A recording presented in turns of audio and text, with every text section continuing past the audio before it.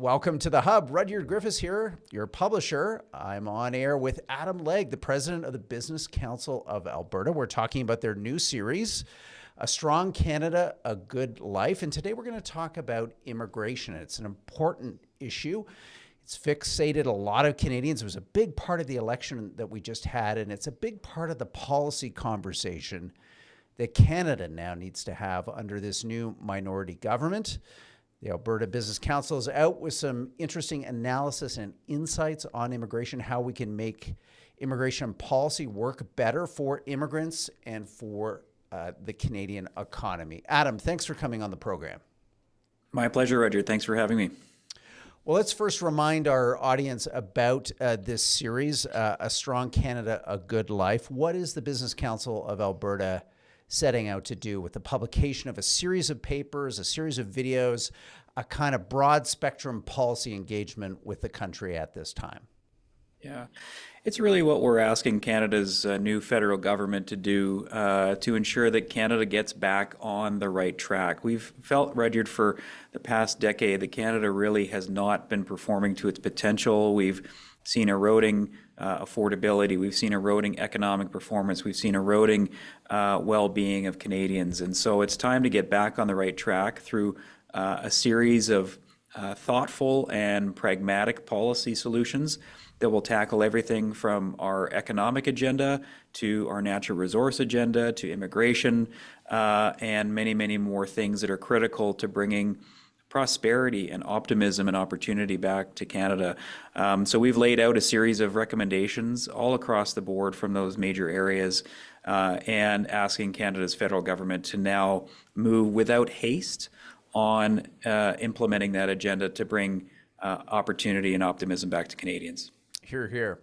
Now, you have an important paper out with us and some great work on your website that we encourage people to go and visit about immigration. Adam, you know, as many of our listeners and viewers do, that Canada for so long could boast this incredible national consensus about very high levels of immigration, the highest per capita levels of immigration, really of any country in the world over the course of a generation or more. That consensus, though, has started to break down. There are some negative views about immigration's contributions now to the economy. How do we turn this around, Adam? How do we get people understanding that immigration policy is in Canada's interest, and what particular things do we need to start focusing on to ensure that that is indeed the case? Well, really, the decrease in positive sentiment for immigration and the contributions that immigration make to Canada really were a result of a federal government set of targets and a system that really lost its way. And we saw that that Canada had its levels plan, which is really the targets that they have in terms of the number of immigrants they will permit to come into the country each year.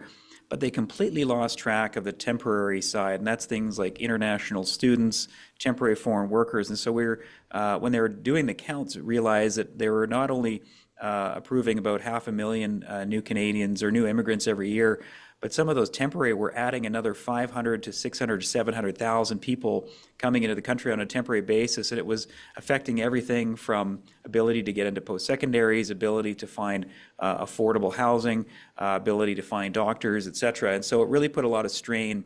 We didn't really get the federal government to focus on what we call absorptive capacity. And so that's what is the ability of our country to absorb vast numbers of people. And over the history of Canada, we've seen immigrants and immigration contribute so much to building our communities, building our prosperity. But all of that lost its way. Some of the criteria that was being used to select immigrants was deviating from what we knew and know to be the best predictors of success in the country, settlement success, economic success. So we need to see a system that really is about three things. It's about market responsiveness. So it's how do you find the match between what does the economy need, what do employers need, and what are the skill sets and capabilities of the immigrant population. Secondly, it's about immigrant support. Not only do we want to make sure they come here and are fit for our economy and the needs of the employer base, but how do we set immigrants up for success? How do we make sure that they are well taken care of in their new country? How do we make sure that they've got access to the supports that they need, not only when they land, but even before they land, to ensure integration into the Canadian system? And then finally, it's about long-term success. How do we make sure that as we begin to make the system better and more responsive and more supportive, the Canadians get back to seeing the benefits of immigration into not only everyday life, but the long-term economic trajectory of the country. All of those things are critical to making sure that we can get Canadians thinking more positively about immigration. As you said, it was a key issue in the recent federal election. So there are things that the federal government can do to make sure that we hit all three of those outcomes by making some tweaks to the model, to the scoring system, to the funding, and to long-term success. Yeah, let's talk about one of your key recommendations, which is the comprehensive ranking system, the so-called point system, which, again, had been a real international model for how to implement an immigration policy that was effective economically and that drove, as you say, not only great economic outcomes for the country, but on a principle of fairness, good economic outcomes for those immigrants who've left their country of origin, made that step to come to Canada and start a life anew. So what we understand this point system is so important. So what kinds of reforms do we need to see to it to ensure that we get back to some of the core values, the core effectiveness of the program as it has existed in recent years? Yeah. There are a variety of adjustments that we can make, Rudyard, and I'll give two examples of things that really are better ways to score someone's fit for our economy and long-term success. The first is over time, there was an assumption that the length of an educational career or educational time in post-secondary education was a predictor of success. And we know that is not necessarily the case. And it actually can, in fact, create some rather significant mismatches. And the perfect example we like to make is that someone with a PhD in Latin will get a bigger score than a heavy-duty mechanic through a polytechnic or a trade school. Now, I don't know about you. I don't think there's too much demand for PhDs in Latin in Canada, but I can sell a heavy-duty mechanic to my members all day long, and they'll still be lining up out the door. But yet the PhD in Latin will get ahead of the heavy-duty mechanic in the scoring system. The second example is in terms of the predictors of someone's success once they come to Canada. And frankly, the best predictor of that success is how successful they've been in their home country. What are the wages that they're earning in their home country? What is the occupational level that they have in their home country? What's the credential that they have in their home country? Some of these things are not being factored into the evaluation system, and we're assessing the wrong criteria to be predictors of success here in Canada. So through some thoughtful adjustments to the scoring system, we can actually make sure that not only are we selecting the immigrants that are most in demand for the employer base and for the economy, but also are well-established and best predictors for success in Canada so that they don't lose their way. They don't find that they're unemployable here when they come to Canada or struggle to find housing or opportunity. So it's some simple tweaks, simple adjustments that will be over the long term, enabling us to find and select and recruit and retain the best immigrants around the world. Yeah. Let's continue on this principle of fairness, because one of the challenges of our system is the federal government primarily has led on immigration. They've set the immigration numbers or targets. Their foreign consulates and embassies are overwhelmingly responsible for the admission of newcomers based on policies that, again, are mostly set at the federal level and either well-managed or in recent years not so well-managed. The provinces, however, have to, in a sense, deliver many of the services, both to newcomers in terms of skills and education and development, but also have to cope with their provincial economies, the unique labor dynamics and changes in those economies that can obviously affect demand for different types of skills and labor. So how do you see, Adam, maybe a better, more constructive approach between the federal government and the provinces to ensure that the provinces, being closer to the ground, closer to their labor markets, more aware of what their absorptive capacity, as you've described it, in fact is, can be a bigger stakeholder, a bigger decision maker in the overall immigration system. Yeah, we've long been advocates for the provincial nominee program, which is essentially the provinces get some control over the selection of immigrants within the target set by the federal government. We think that actually should be more within the control of the provinces. They should get a bigger share of the overall targets that are being made federally.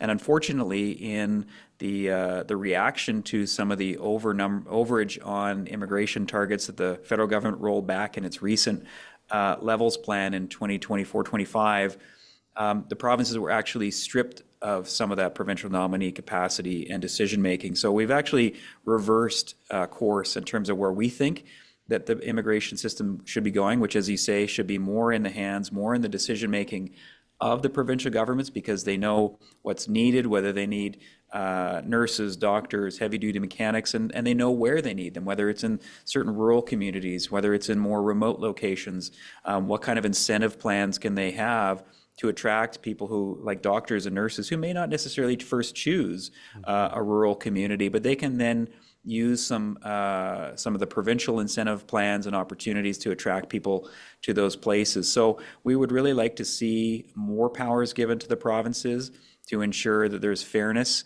And as you say, then ensuring that the settlement support funding follows those immigrants, not only on a first move, Rudyard, but on a secondary move. One of the biggest challenges with the Canadian system is that the money to settlement support agencies follows the immigrant to the first port of destination in Canada. So let's say someone arrives in Montreal, the dollars associated with settling that immigrant will go to a Montreal set of agencies or a pool of funding. But if that immigrant stays in Montreal for a period of time and says, no, I think I've got better opportunities in Edmonton, the money doesn't follow them. So the secondary moves to places of greater opportunity, more affordability, like Alberta, the settlement agencies are very stretched, very challenged to meet the demand on a rapid influx basis because the money just doesn't follow. Let's just finally end on another key theme of your paper, which is community capacity. That one of the challenges I think we're all coping with, whether you're a recent immigrant to Canada or not, is access to public services in the way that we rightly feel that we should have. Decent health care, availability of education for younger people, infrastructure that can meet our population demands. Talk to us a bit about community capacity and how maybe this is a better phraseology to kind of think about both the challenge and the opportunity that immigration presents to Canada, and in a sense, what's at stake in terms of getting the policy right. Well, what's at stake, Rudyard, frankly, is whether Canada lives up to the promise that we have as a reputation for a country of opportunity and prosperity. If people are coming here, bringing their families, and finding it difficult to settle, finding it difficult to access everything from doctors to dentists to education, they'll spread that word and people will look elsewhere. In fact, some of the surveys show that about 30% of immigrants, if they had to make the decision again, would not choose Canada, largely because of the challenges that they've faced in settling effectively. Wow. So it goes back to that earlier point I had in terms of some of the settlement funding following on secondary and even tertiary moves across the country until someone finally finds the right community for them. But we also need to recognize that the money has to be sort of wraparound and supportive of the needs. I've spoken to many in the K-12 education system that the provincial models are funding that through typically property tax revenues at the provincial level. But some of the new immigrant communities need additional supports in the school system, K-12, helping with functional literacy in the Canadian system, yet the funding doesn't follow to the educational system. It's left to some of the settlement support agencies, which, as I mentioned, are struggling to get adequate amounts of funding to keep up with the demand that they're facing. So we need to be thinking more holistically. The provinces know best in terms of how many doctors they have, how many seats in the educational system that they have, what's the housing outlook for their provinces. So working with the provinces more effectively to ensure that we do have that community capacity to provide support, because that's the gift. That's the gift that Canada can give to immigrants, is saying, we want you, we welcome you. We're going to make sure you're set up for success and that you're settled, that you can build a community, can be part of a community. But if we can't, frankly, find housing, if we frankly can't ensure that folks can get language training in a suitable or reasonable amount of time, there is no gift there, and we're wasting the potential, we're wasting the capabilities. If people can't get their credentials recognized from foreign countries into Canada on a timely basis so that they can be employed in the occupations they're skilled and able to do again, which is a provincial jurisdiction with some of the accrediting bodies. So it's really about ensuring that the provinces have the power, the resources to assess and to decide, and to ensure that we can deliver the community wraparound supports that will set all immigrants and new Canadians up for success.